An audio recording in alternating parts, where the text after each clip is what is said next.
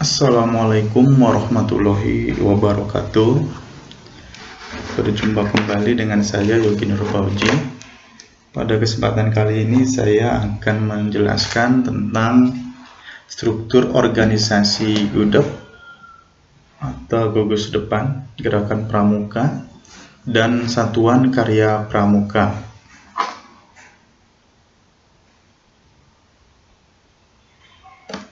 Berikut struktur organisasi Gugus Depan Gerakan Pramuka. Terdiri dari ada Majelis Pembimbing Gugus Depan, Ketua Gugus Depan, dan Dewan Kehormatan.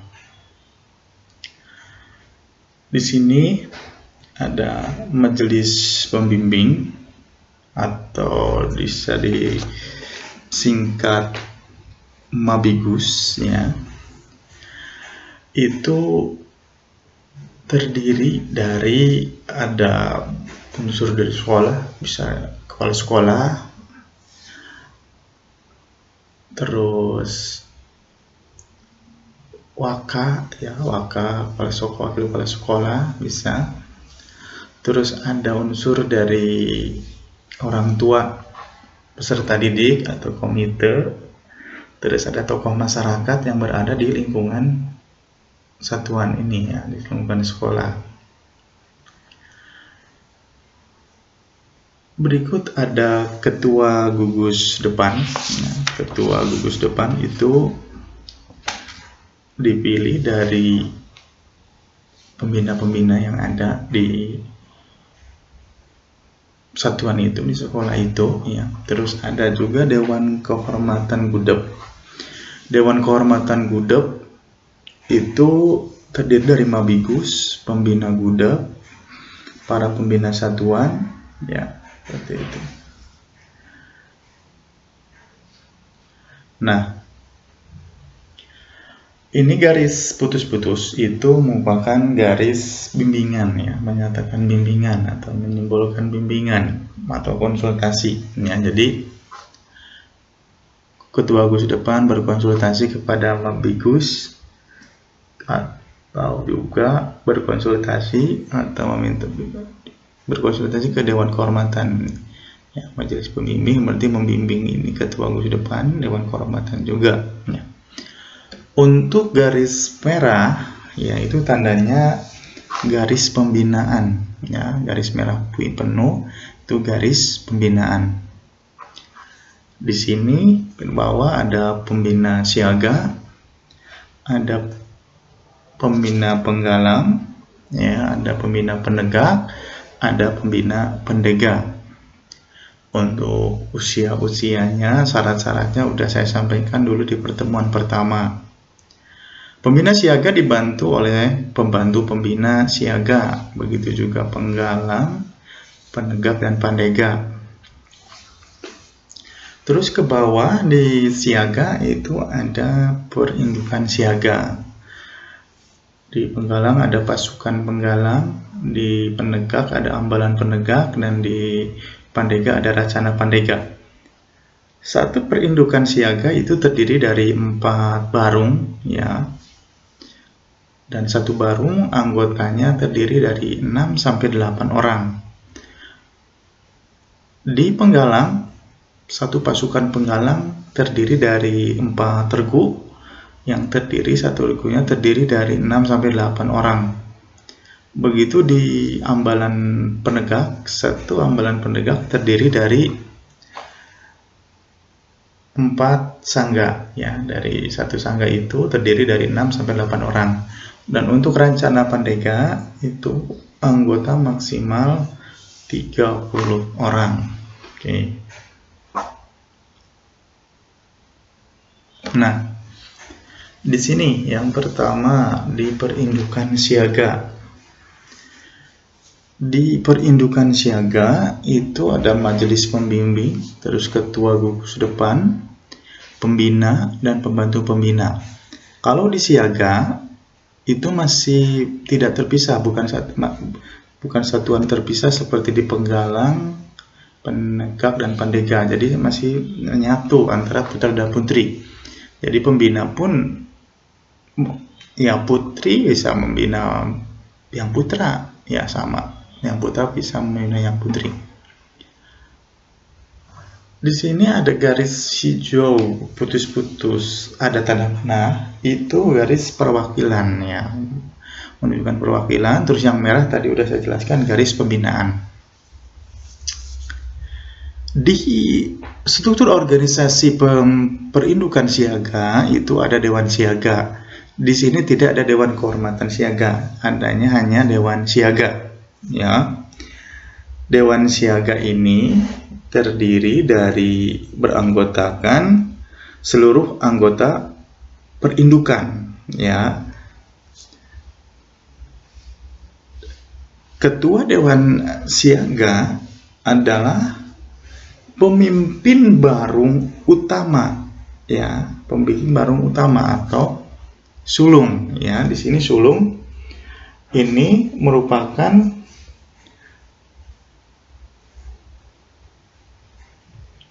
merupakan tadi pemimpin barung utama ya. Jadi secara ex officio menjadi ketua Dewan Siaga, seperti itu.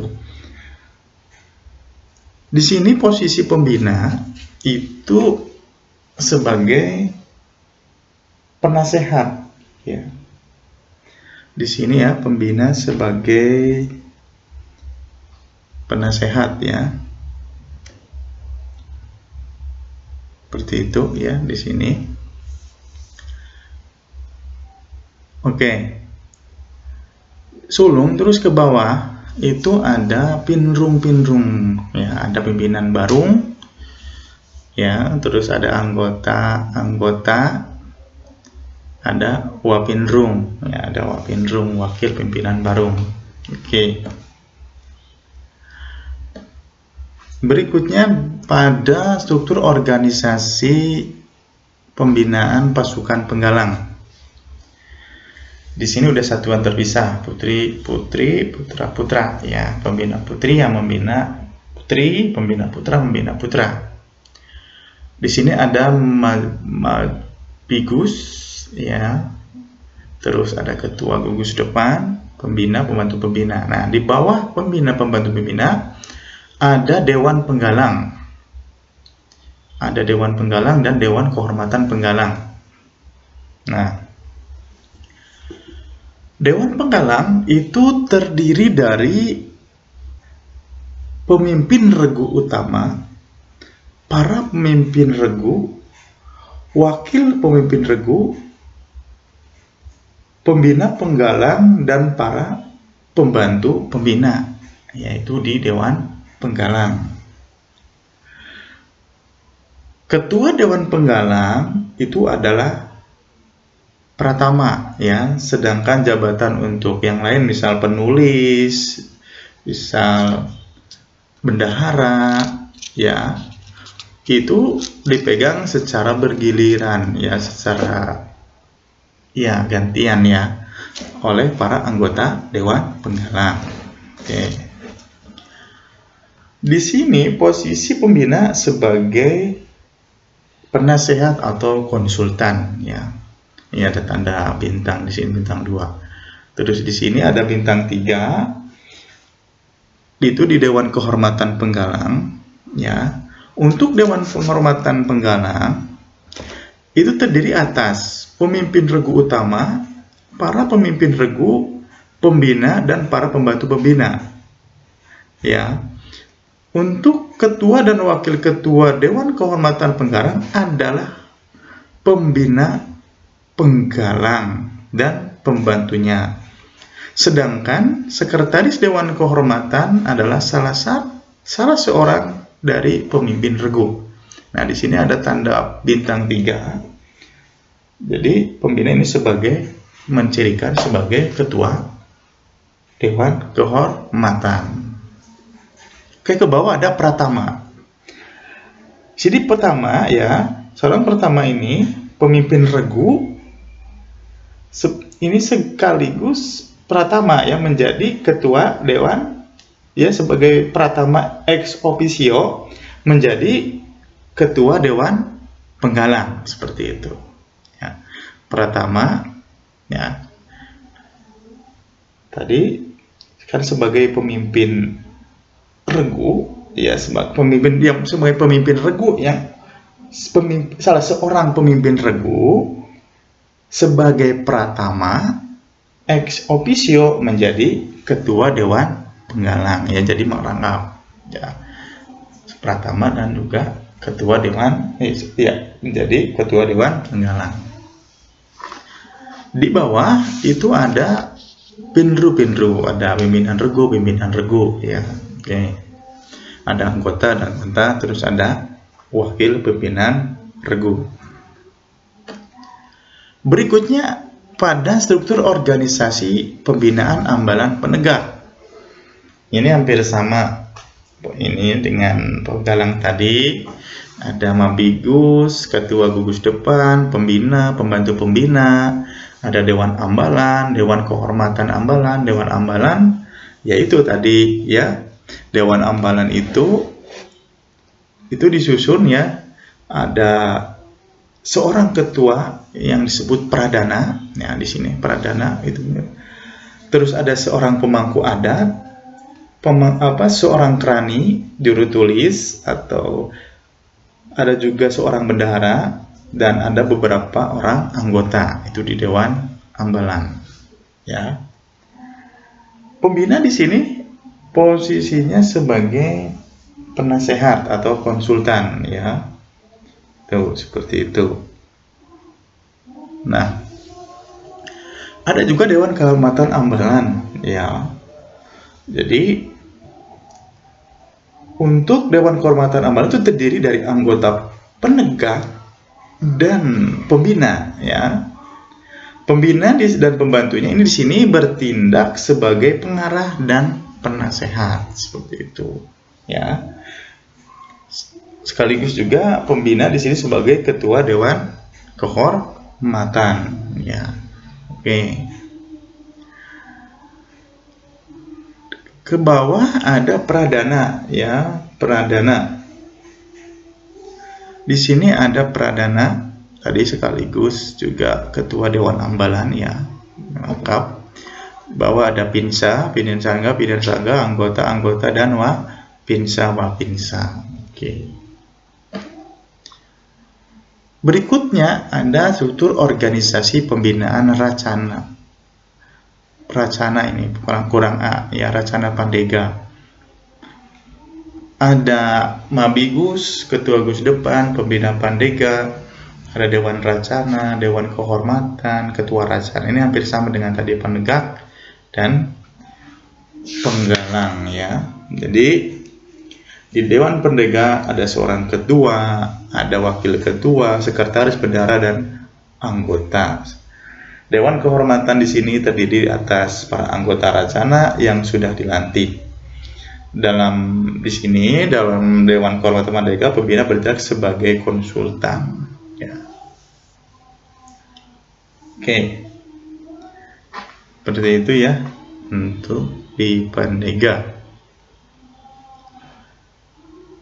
Berikutnya ada struktur organisasi dari pembinaan satuan karya atau sering kita sebut saka, ya. Untuk saka, jenis-jenis saka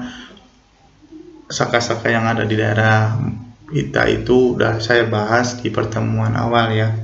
Oke, di sini ada mabisaka, ya, majelis pembimbing satuan karya, ya, sama kalau tadi mabigus, ini berarti mabisaka. Ada pamong saka, ya, di sini ada pamong saka, terus juga ada instruktur saka, ya.